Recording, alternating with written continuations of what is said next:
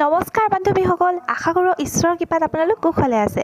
আপুনি বাৰু জানেনে মাত্ৰ এগিলাচ পানী সেৱন কৰিলে আপুনি আপোনাৰ কিমান ৰোগ নিৰাময় কৰিব পাৰে? হয়, আজি মই এনে এবিধ ঔষধিজাতীয় উদ্ভিদৰ বিষয়ে ক'বলৈ ওলাইছোঁ, যাৰ গুণাগুণৰ বিষয়ে আপোনালোকে জনাটো নিতান্তই প্ৰয়োজনীয়।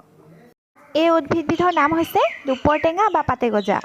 ইয়াৰ ইংৰাজী, হিন্দী আৰু বাংলা নামকেইটা মই স্ক্ৰীণত দি দিছোঁ, আপোনালোকে এবাৰ চাই ল'ব।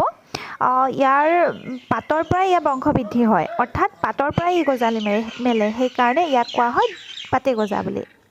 মই আলোচনা কৰিম আজি দুপৰটেঙাৰ উপকাৰিতা, ইয়াৰ ঔষধি গুণ আৰু বিভিন্ন ৰোগ নিৰাময়ত ইয়াৰ ব্যৱহাৰ আৰু ইয়াৰ কিছু অপকাৰিতা সম্বন্ধে। এইবিধৰ এণ্টিবেক্টেৰিয়েল, এণ্টিভাইৰেল, এণ্টিমাইক্ৰবিয়েল আৰু এণ্টিফাংগাল গুণাগুণ আছে। ইয়াক ব্যৱহাৰ কৰি আমি পেচাবৰ সমস্যা, জুয়ে পোৰা, ফুহা আৰু ফুলি উঠা, ঋতুস্ৰাৱৰ সমস্যা, মূৰৰ বিষ, হাঁপানি, চাইনাছৰ সমস্যা আৰু বিভিন্ন ধৰণৰ সমস্যাৰ পৰা পৰিত্ৰাণ পাব পাৰোঁ। এতিয়া ক'বলৈ ওলাইছোঁ ইয়াৰ প্ৰয়োগ সম্বন্ধে। মই প্ৰথমেই কৈছোঁ পেচাবৰ সমস্যা, যিটো সমস্যা বৰ্তমান গৰমৰ দিনত প্ৰায়বোৰ মানুহে ভুগি থকা দেখা গৈছে। এনে সমস্যা হ'লে আপোনালোকে দুপৰটেঙা পাত পিহি তাৰ ৰস প্ৰতিদিনে এগিলাচ পানীৰ সৈতে খোৱা আৰম্ভ কৰক। যদি কেতিয়াবা জুয়ে পুৰিছে বা যিকোনো ফুহা উঠিছে আৰু ঠাইডোখৰ ফুলি গৈছে, তেনেহ'লে আপোনালোকে দুপৰটেঙাৰ পাত পিচি তাত লেপন দিব। আৰু যদি কেতিয়াবা মূৰৰ বিষ হয়, মূৰৰ বিষৰ বাবেও ই এক মহৌষধ হয়। নাৰিকল তেলৰ সৈতে ইয়াৰ কেইটামান ৰস মিহলাই চুলিৰ গুৰিবোৰত মালিচ কৰা আৰম্ভ কৰিব। চাব, খুব কম সময়ৰ ভিতৰতে আপোনাৰ মূৰৰ বিষ দূৰ হৈছে।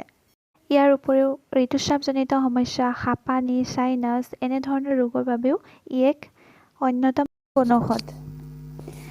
মই দেখুৱাৰ দৰে আপোনালোকে এনেকৈ এগিলাচ পানীৰ সৈতে মিহলাই প্ৰতিদিনে খাবচোন, তেনেহ'লে এনেধৰণৰ ৰোগৰ পৰা আপোনালোকে নিশ্চিতভাৱে পৰিত্ৰাণ পাব। আৰু এতিয়া ক'বলৈ ওলাইছোঁ ইয়াৰ কিছুমান ছাইড ইফেক্ট বা অপকাৰিতা। এলাৰ্জি থকা লোকে এই ঔষধ ব্যৱহাৰ কৰিব নালাগে, নহ'লে তেওঁলোকৰ ছাল জ্বলা পোৰা কৰা, ৰঙা পৰা, খজুৱতি এনেধৰণৰ সমস্যাৰ সন্মুখীন হ'ব লগা হ'ব পাৰে। আৰু দ্বিতীয়তে গৰ্ভৱতী মহিলাসকলেও এই ঔষধ ব্যৱহাৰৰ ক্ষেত্ৰত চিকিৎসকৰ পৰামৰ্শ অনুসৰিহে ব্যৱহাৰ কৰিব লাগে। আৰু দুগ্ধপান কৰাই থকা মাতৃয়েও এই দুপৰটেঙা পাত ব্যৱহাৰ কৰিলে পাকস্থলী সম্বন্ধীয় সমস্যাৰ উদ্ভৱ হ'ব পাৰে। আপোনালোকে এইকেইটা সাৱধানতা অৱলম্বন কৰিব। আৰু ইয়াৰ উপকাৰিতাৰ তুলনাত অপকাৰিতা একেবাৰে নগণ্য। বিশেষকৈ মই যথেষ্ট পৰিমাণে উপকৃত হৈছোঁ ইয়াক ব্যৱহাৰ কৰি। যদি আপোনালোকে এইকেইটা বেমাৰ ভুগি আছে, তেনেহ'লে এই বনৌষধি এবাৰ ব্যৱহাৰ কৰি চাব পাৰে, নিশ্চিতভাৱে ফল লাভ কৰিব। আৰু এই ভিডিঅ'টো যদি গুৰুত্বপূৰ্ণ বা উপকাৰী বুলি ভাবিছে, তেনেহ'লে আপোনালোকৰ পৰিয়ালৰ লোক আৰু বন্ধু বান্ধৱীৰ সৈতে এবাৰ শ্বেয়াৰ কৰিবলৈ নাপাহৰিব।